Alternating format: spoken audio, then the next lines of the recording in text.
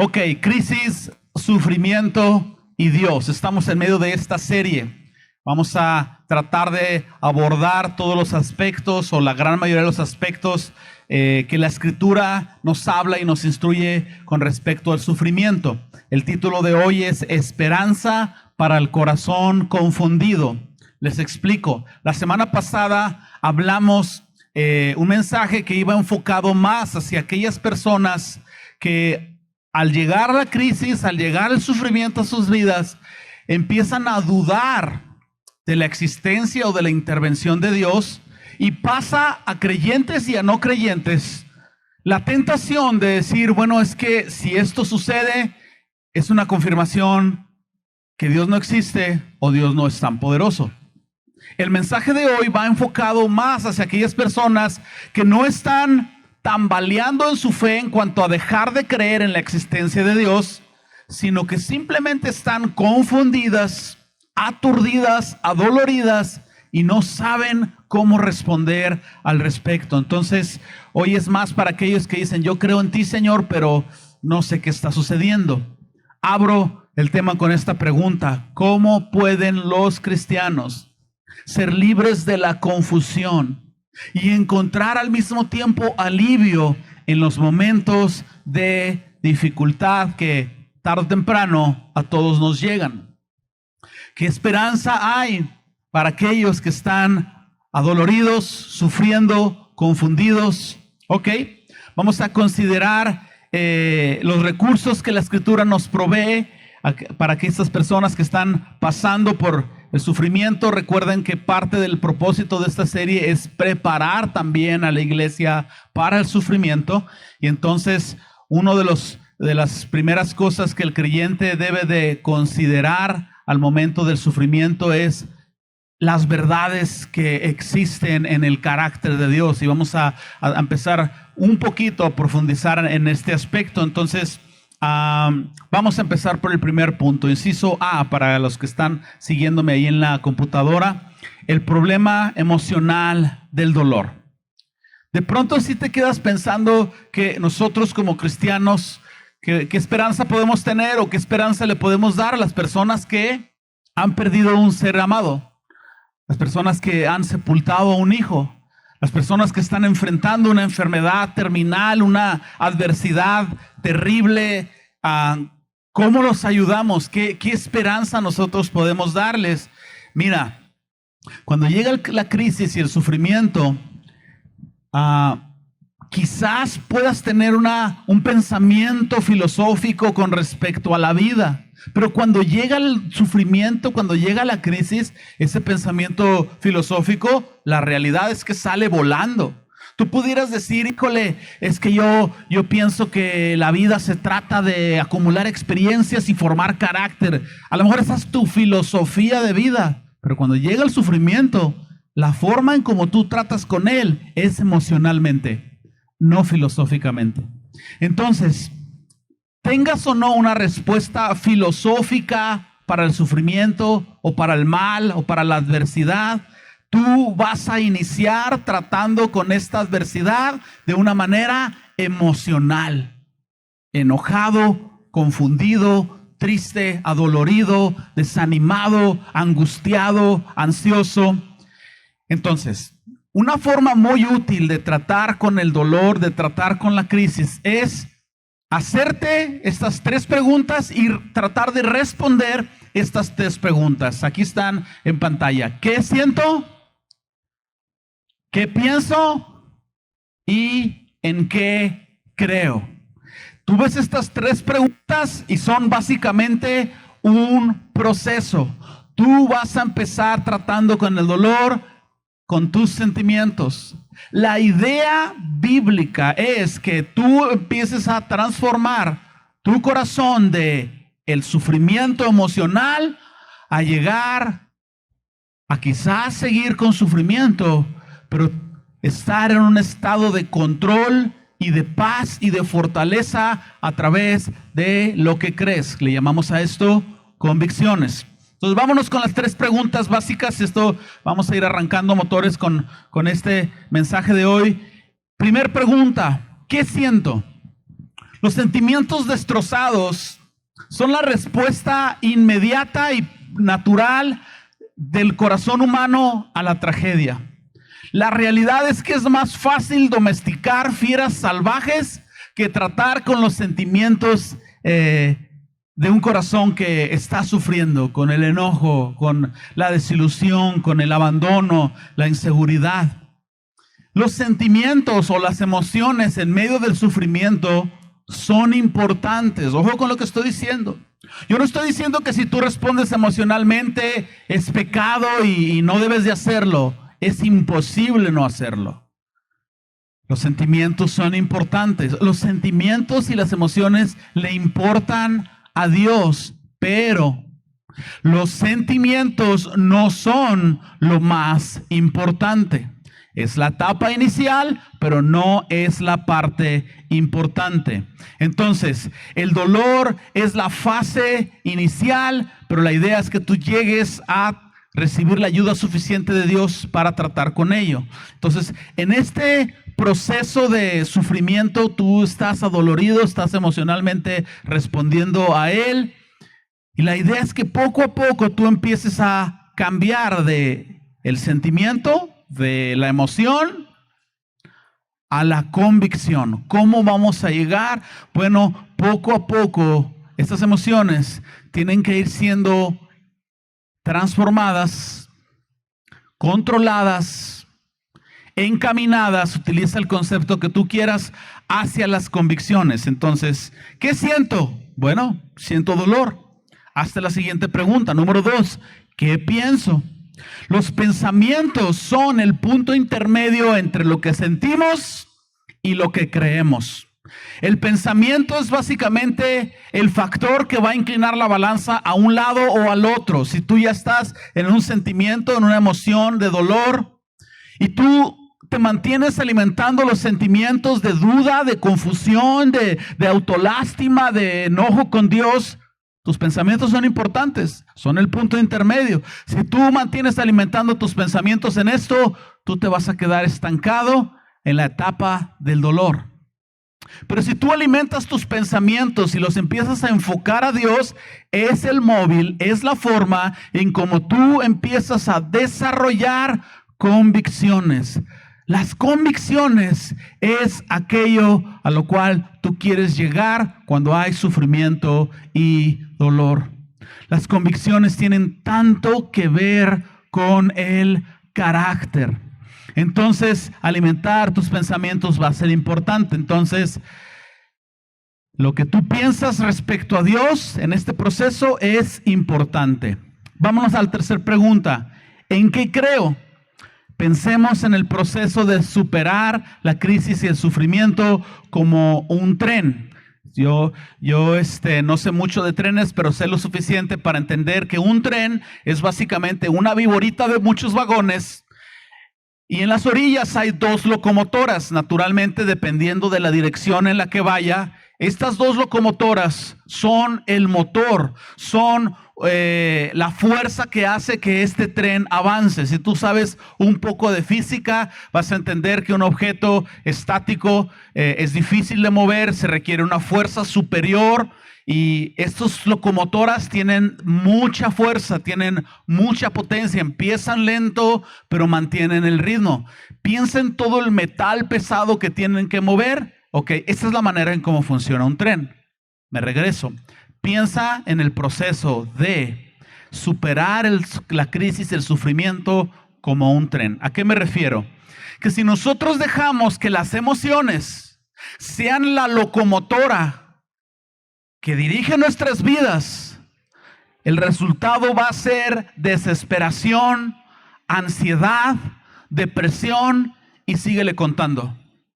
Entonces, las emociones y los sentimientos son la primera respuesta, importan, pero no son lo más importante. Tú tienes que poco a poco dejar que los sentimientos controlen y dictaminen lo que tú debes de hacer o no hacer en la vida. De nuevo, ahí es donde los pensamientos empiezan a cobrar cada vez más importancia. ¿Qué sucede si tú colocas lo que crees, las convicciones en esta locomotora? ¿Qué pasa si las convicciones es lo que mueve tu vida? Tú vas a empezar a avanzar a pesar de los sentimientos. Tú vas a empezar a continuar adorando a Dios a pesar de lo que sientes, y el resultado va a ser que el Señor va a empezar a fortalecer tu vida. El Señor va a empezar a llenar tu corazón de paz. Entonces, esto es lo que nosotros buscamos cuando nosotros estamos dirigiendo nuestros pensamientos al Señor. Para aquellos que toman nota, yo voy a poner esto en pantalla. Las emociones son un pasajero que tienes que subir al tren de la convicción. Recuerda esto, no permitas que las emociones dictaminen cómo tú debes de estar. Va a haber momentos en que no vas a estar bien, pero tú dices, yo creo que Dios es bueno y que tarde o temprano su misericordia se va a manifestar en mi vida. Y vamos entonces adelante. Entonces la confianza en las verdades bíblicas es un ancla segura para tu vida. Este ejemplo me gusta bastante porque el ancla es, naturalmente entiendes lo que es soltada por los barcos para que los barcos no se muevan de la posición en la que están. Cuando los barcos sueltan el ancla básicamente está agarrada del fondo del mar, y en la superficie el barco se mueve y se sacude, pero se mantiene en su misma posición. Si tú pones tu ancla, tu convicción en el Señor, la crisis, el sufrimiento, la adversidad van a sacudir tu vida, pero no te van a sacar del eje central en el cual Dios quiere que tú estés. Entonces, la posibilidad de que tus seres queridos mueran, o la realidad de que hayan morido, la posibilidad de una enfermedad terrible o la realidad de una enfermedad terrible van a producir en tu vida ansiedad. Es la primera respuesta emocional. Pero Dios no quiere que te quedes en ese estado por siempre. Él quiere que tú seas libre de esto, y tú necesitas reconocer el origen de esto y saber que la ansiedad y el dolor y la desesperación tienen sus raíces en ignorar el amor que Dios tiene para cada uno de nosotros. Entonces, yo sé que suena como que la medicina que tenemos para todas las situaciones, pero es tan importante la oración y la lectura de la Biblia en tiempos de sufrimiento, en tiempos de dolor, por este proceso que estoy tratando de explicarte. Tú enfrentas el dolor primeramente con sentimientos. Tú necesitas trabajar con tus pensamientos, leer la escritura y orar. ¿Orar qué? Orar lo que sientas, como lo sientas, pero orar te va a ayudar a que tus pensamientos empiecen a ser transformados en convicciones y empezar a cambiar la inercia, que sean las convicciones lo que te mantiene adelante. Vamos adelante. Vamos a fortalecer nuestra fe en la verdad de Dios. Vamos a buscar respuestas más específicas. En medio de este proceso de sufrimiento, tú puedes ir creando una convicción pensando en estas verdades. Voy a poner 3. A lo largo de todas estas semanas vamos a ir poniendo muchísimas más, pero vamos empezando con la primera. Número 1, recordemos que nada nos separa de su amor. Cuando tú estás enfrentando la crisis y el sufrimiento emocionalmente, el primer estado, tú sientes que el amor de Dios ha disminuido, o sientes que Dios está enojado contigo, te sientes rechazado con Dios. Eso es lo que los sentimientos te dicen. Tú no puedes quedarte en esa fase, ni puedes permitir que los sentimientos tomen esta idea y te lleven por ahí. Las emociones importan, pero no son lo más importante. Entonces, tú tienes que recordar que el amor de Dios es constante, que Dios está ahí. Tus sentimientos te hacen sentir que Dios no está o que Dios no te ama, pero la realidad es exactamente lo contrario. Los sentimientos no son la forma en la que nosotros percibimos a Dios. Es como querer medir el agua con una regla de centímetros. El agua no se mide, ¿verdad?, métricamente, el agua se mide cúbicamente. Los sentimientos no es la forma en como nosotros discernimos o entendemos la verdad de Dios. Dios está con nosotros, Él nos ama. Yo quiero que leamos Romanos capítulo 8, versículo 31. Si puedes acompañarme ahí en tu Biblia. A muchos de nosotros nos ha encantado este pasaje. Voy a leer hasta el versículo 39. Y antes de leerlo voy a reafirmar. Quizás sentimentalmente en el sufrimiento tú sientes que Dios no te ama, que tu pecado o tu conducta te ha separado de Él. Mira lo que dice la verdad de la Escritura. Que pues diremos a esto: si Dios es por nosotros, ¿quién contra nosotros? El que no escatimó ni a su propio Hijo, sino que lo entregó por todos nosotros, ¿cómo no nos dará también con Él todas las cosas? ¿Quién acusará a los escogidos de Dios si Dios es el que justifica? ¿Quién es el que condenará? Cristo es el que murió, más aún también el que resucitó. Y además está a la diestra de Dios, el que también intercede por nosotros. Versículo 35. ¿Quién nos separará del amor de Cristo? ¿Tribulación? ¿Angustia? ¿Persecución? ¿Hambre o desnudez? ¿O peligro o espada? Como está escrito, por causa de ti somos muertos todo el tiempo, somos contados como ovejas de matadero. Pero antes, en todas estas cosas, somos más que vencedores por medio de aquel que nos amó. Por lo cual estoy seguro que ni la muerte, ni la vida, ni ángeles, ni principados, ni potestades, ni lo presente, ni lo porvenir, ni lo alto, ni lo profundo, ni ninguna otra cosa creada nos podrá separar del amor de Dios que es en Cristo Jesús, Señor nuestro. Gracias por ese amén. Dije, Señor, si no, ya voy a renunciar si no se activan. La Escritura dice: ¿quién acusará? ¿Quién condenará? ¿Quién separará? Estas son las reacciones emocionales. Te sientes en medio de la crisis acusado, te sientes separado, te sientes condenado, te sientes que algo no hiciste bien. Dices, bueno, dime qué hice mal, Señor, para poder cambiarlo. Y muchas de las veces ni siquiera tiene que ver con algo mal que hayas hecho.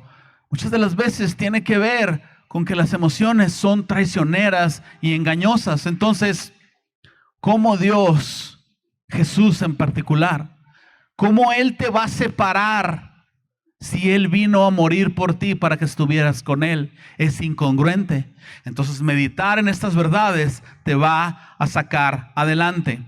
Todos estos males y todas estas amenazas provocan miedo, provocan incomodidad y te dicen una circunstancia. La verdad te dice otra cosa. Déjenme tratar con otro punto. No hay nada más terrible en medio de esta lucha de emociones que experimentar el abandono de Dios.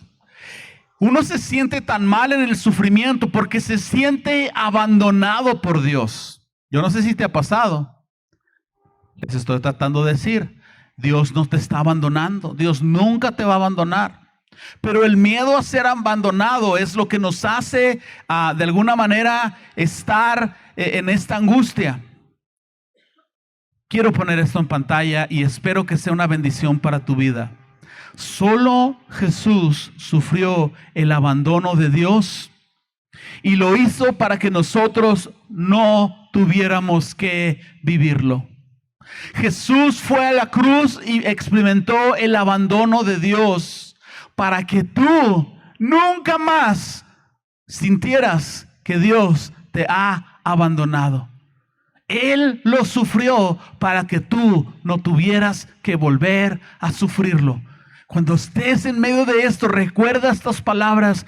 Jesús sintió el abandono, sufrió el abandono para que yo no tuviera que sufrirlo. Automáticamente eso significa, no lo siento, pero Dios está conmigo. Número 2, recordemos que las tribulaciones son pasajeras. Romanos 8:18 ha sido una bendición a mi vida, ha sido un bálsamo una y otra vez. La Escritura dice, pues tengo por cierto que las aflicciones del tiempo presente no son comparables con la gloria venidera que nosotros ha de manifestarse. Cuando tú empiezas a ver las aflicciones y empiezas a enfocarte en ellas, las emociones te hacen creer que así va a ser de ahora en adelante. Pero la Escritura nos hace entender que no es así. Todo dolor y toda tragedia no es un estado permanente. Hay un dicho que tenemos para eso y de pronto sinceramente le damos más peso al dicho que a la verdad de Dios. No hay mal que dure 100 años, ni cuerpo que lo aguante. Entonces, el sufrimiento no es algo que tú vas a tener por siempre. ¿Lo vas a tener? Sí.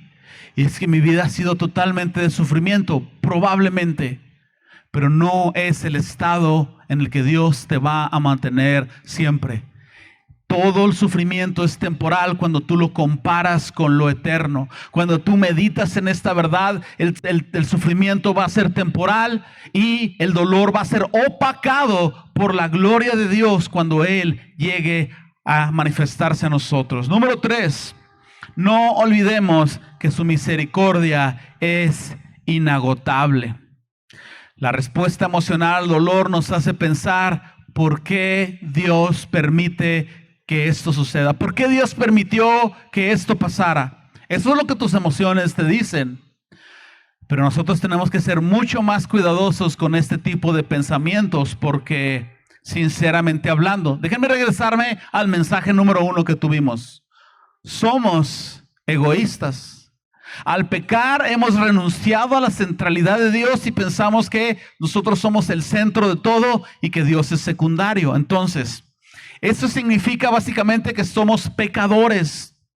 Y nosotros en nuestra condición de pecadores nos preguntamos por qué Dios permitió. Sígueme por favor. Soy pecador. Yo quiero ser el centro. He sacado a Dios del centro de las cosas y yo quiero ser más que Dios. Y cuando viene el sufrimiento, le pregunto a Dios por qué lo permitió. Yo soy enemigo de Dios. He sido justificado por gracia y por su misericordia. Y cuando viene el sufrimiento, le pregunto a Dios, ¿por qué lo permitiste? Una pregunta más justa sería, ¿por qué Dios permite que nos sucedan tan pocas cosas malas si somos pecadores, infieles, aún con Él, aún después de la cruz? Vuelvo a formular la pregunta. ¿Por qué Dios permite que nos pasen tan pocas cosas malas si somos pecadores o a veces infieles con Él, aún después de la cruz? La pregunta justa y correcta no es ¿por qué permitiste que esto sucediera, Señor? ¿Por qué permitiste que se muriera esta persona que yo amaba? Bíblicamente hablando, la pregunta justa es, Señor, ¿por qué no has permitido que todas las personas que yo amo mueran? Porque es lo que yo realmente merecería, siendo que pecaba antes de la cruz y muy sinceramente después de la cruz. Estoy enfocado en mi vida, en mis cosas, en mi bienestar, en mí y no en ti. Y hasta que llega la adversidad, me acuerdo de ti, Señor, y oro a ti. Oro a ti porque estoy en adversidad. Entonces, por duro que sea esta verdad, nosotros tenemos que meditar en la misericordia de Dios. A todos nosotros nos encanta experimentar la misericordia de Dios, pero las expectativas que nosotros tenemos en la vida rara vez coinciden con lo que realmente merecemos, porque Dios es tan increíblemente misericordioso que de pronto perdemos piso. Nos olvidamos de lo increíblemente y misericordioso que Dios es. Piensa en esto. a la luz de tu condición, sé bien sincero, ¿por qué razón Dios no permite que más cosas nos sucedan? Por su misericordia. Él es extraordinariamente misericordioso. Lamentaciones 3, del 19 al 26, yo sé que es un pasaje familiar para ustedes, está en la Reina Valera 60, de una manera que ustedes lo han escuchado. Por la misericordia del Señor no hemos sido consumidos, nunca decayeron sus misericordias, nuevas son cada mañana, grande es su fidelidad. Lo has leído más de una vez. Quiero leerla en la Nueva Traducción Viviente. Tú puedes acompañarme en tu aplicación, puedes acompañarme en pantalla, puedes simplemente escucharlo. Mira lo que dice desde el 19. Me voy a regresar un poco atrás.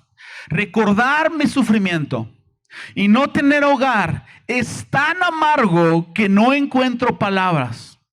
Siempre tengo presente este terrible tiempo mientras me lamento por mi pérdida. Versículo 21. No obstante, aún me atrevo a tener esperanza cuando recuerdo lo siguiente. El fiel amor del Señor nunca se acaba. Sus misericordias jamás terminan. Grande es su fidelidad. Sus misericordias son nuevas cada mañana. Me digo, el Señor es mi herencia, por lo tanto esperaré en Él. El Señor es bueno con aquellos que dependen de Él, con aquellos que lo buscan. Por eso es bueno esperar en silencio la salvación que proviene del Señor. Así es que cuando el sufrimiento venga, tú tienes que recordar que la misericordia de Dios ha estado contigo una y otra vez, y es esa misma misericordia la que te va a ayudar a no quedarte en ese estado. En simples palabras, estar desilusionado con Dios, estar enojado, estar confundido con Él por los acontecimientos de la vida, es desconfiar de su amor. Yo les quiero hacer una pregunta. En el pasado, ¿Dios ha sido bueno contigo, sí o no? Entonces, en el futuro, Dios va a seguir siendo bueno contigo, porque Dios es inmutable. Tú cambias, Él no cambia. Tú cambias a veces de acuerdo a la circunstancia o a la emoción. Él no cambia porque Él en su carácter no puede cambiar. Inciso C, último punto, la cruz es la solución y la única esperanza para el dolor. Tú tienes que recordar que Dios no está distante, Dios no está desinteresado. Tú estás aquí sufriendo. Y no es como que Dios está volteado en otro lado, como que Dios no quiere tratar con el sufrimiento. Dios le hizo frente al sufrimiento cara a cara en la cruz. Muchas personas quieren cuestionar a Dios diciendo, bueno, yo estoy sufriendo aquí, me está pasando esto, ¿y qué está haciendo Dios respecto al sufrimiento? Dios hizo y está haciendo más respecto al sufrimiento de lo que tú realmente piensas. Porque cualquier forma de mal, todo dolor, tristeza, angustia y sufrimiento, perdió su aguijón en la cruz de Jesús. Déjenme ver si puedo explicarles esto. Ustedes han leído en 1 Corintios 15, ¿dónde está o muerte es tu aguijón? ¿Dónde hubo sepulcro tu victoria? ¿Me ayudan a completar el resto? Sorbida es la muerte en victoria, ¿verdad? ¿A qué se refiere exactamente eso? Bueno, a la letalidad del pecado. La paga del pecado es... Entonces, es como el equivalente a que te mordiera una víbora chimuela. Te va a encantar este ejemplo de la víbora chimuela. Si una víbora de cascabel chimuela te mordiera, tú no morirías. Te va a doler la mordida. Sus otros dientes te van a cortar, quizás te vas a infectar, te va a salir un moretón, pero no vas a morir, porque no tiene sus colmillos frontales y no tiene la manera de inyectarte el veneno que te va a matar. Es exactamente lo que está diciendo la Escritura. Después de que Jesús fue a la cruz, la muerte perdió su veneno letal. Sí hay una consecuencia del pecado, sí hay sufrimiento en nuestras vidas, pero no es un sufrimiento que nos va a destruir por completo. Así como te dolería la mordida de la serpiente de cascabel chimuela, no te mataría, solo te dolería. Hay sufrimiento en este mundo, pero no te va a destruir. Y aún más, el Señor te va a fortalecer en medio de esto. El sacrificio de Dios, el sacrificio de Jesús demuestra su increíble misericordia. Déjenme leer 1 Corintios 15, voy a leerlo también en Nueva Traducción Viviente, voy a leer del 54 al 57. Entonces, cuando nuestros cuerpos mortales hayan sido transformados en cuerpos que nunca morirán, se cumplirá la siguiente escritura: la muerte es devorada en victoria. Oh muerte, ¿dónde está tu victoria? Oh muerte, ¿dónde está tu aguijón? Pues el pecado es el aguijón que termina en muerte, y la ley le da al pecado su poder. Verso 57. Pero gracias a Dios, Él nos da la victoria sobre el pecado y la muerte por medio de nuestro Señor Jesucristo. Les voy a hacer una pregunta. ¿Tú crees en Jesús? ¿Tú crees que Él fue a la cruz por tu pecado? ¿Tú crees que Él te ha dado vida eterna? Entonces, ningún sufrimiento del mundo te va a quitar esto. ¿Va a venir sufrimiento? Sí, pero vas a salir victorioso. Vas a vencer al respecto. Es una garantía. Es el equivalente a una pelea arreglada de Las Vegas. Ya está arreglado. Más ve al ring. Recibe 2, 3 guamazos, 2, 3 golpes, da 2 o 3, hazle al cuento. Al final el referee te va a decir que tú eres el campeón. Ya está determinada tu victoria en Jesús por la cruz, por su resurrección. El dolor y el sufrimiento van a durar un tiempo. Lo tomes bien o lo tomes mal, y vas a salir victorioso al respecto. Nadie pensó. Amén. Puedes darle un aplauso al Señor.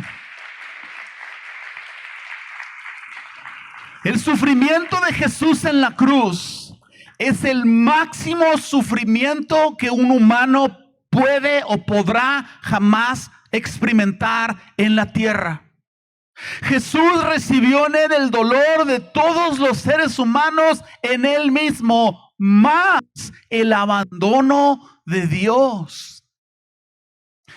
Nadie pensaría que el dolor en una persona más grande que ha existido se convertiría automáticamente en el máximo beneficio que la humanidad puede tener. Dices, ¿cuál beneficio? ¿Ok?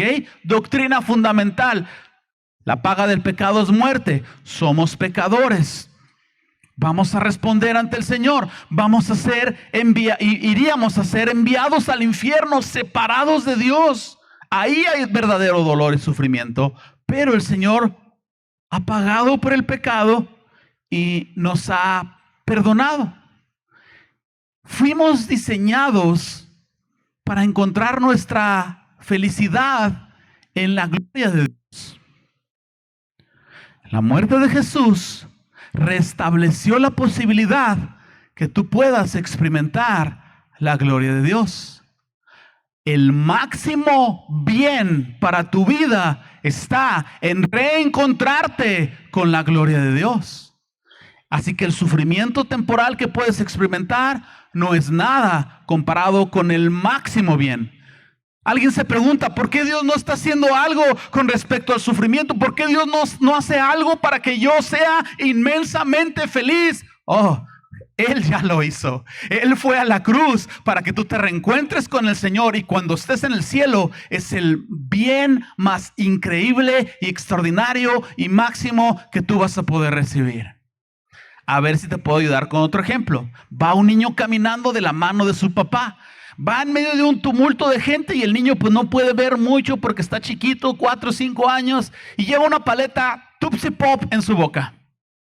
Va de la mano de su papá y de pronto el papá ve lo que viene adelante. un punto de revisión en donde les van a pedir los boletos para entrar a Disney World.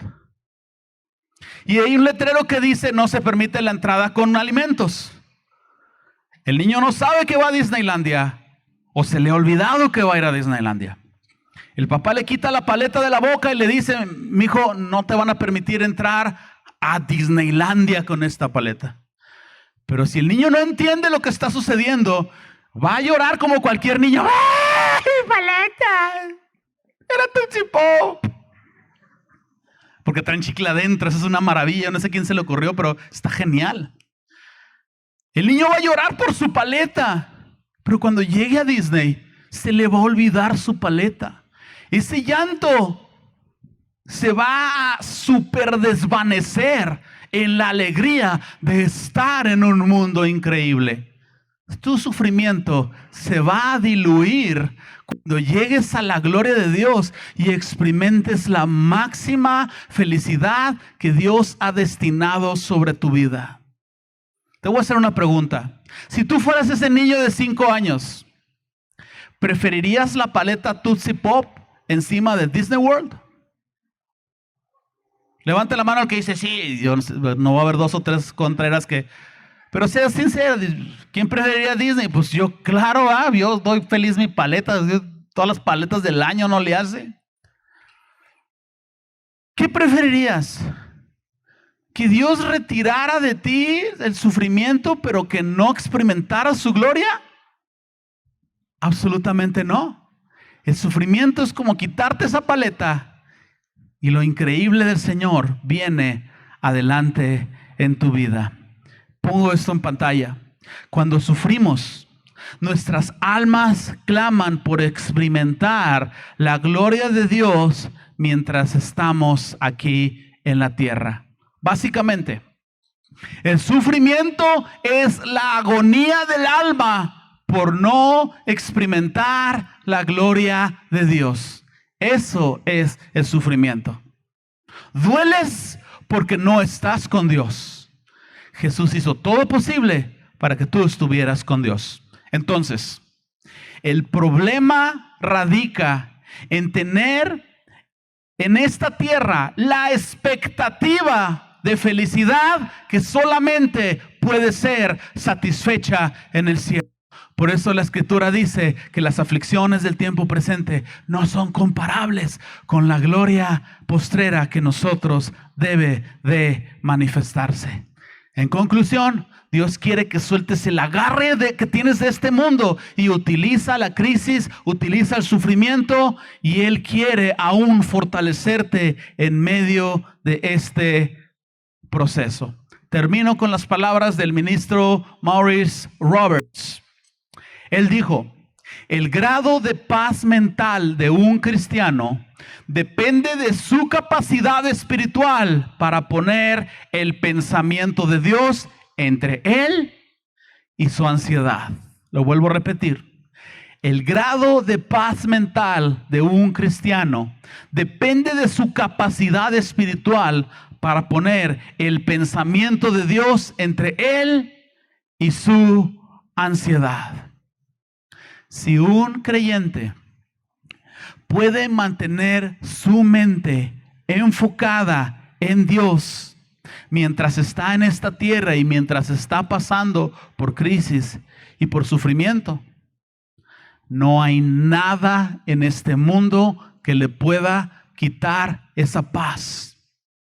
Y esa paz va a ser suficiente mientras llegas al cielo, al deleite supremo en su presencia. Amén, amén y amén. Señor, damos gracias por lo que tú has hecho en la cruz. Viéndolo de esta manera, Señor, no hemos entendido la cruz todavía. Señor, nos hemos olvidado de tu misericordia, que es increíble y es inagotable. Señor, cuando viene el sufrimiento pensamos que estamos separados de ti, pero no es así. Señor, damos gracias por todas las cosas tan maravillosas e increíbles que tú hiciste para ayudarnos a liberarnos y a superar el sufrimiento. Y damos gracias por todo lo que estás haciendo y harás con respecto a la crisis y el sufrimiento. Señor, te damos a ti toda la gloria y toda la honra y pedimos, Señor, que nos fortalezcas para que estas verdades sean una convicción que nos guía a través de estos procesos, Señor. Lo pedimos en el nombre de Jesús. Amén. Nos vemos.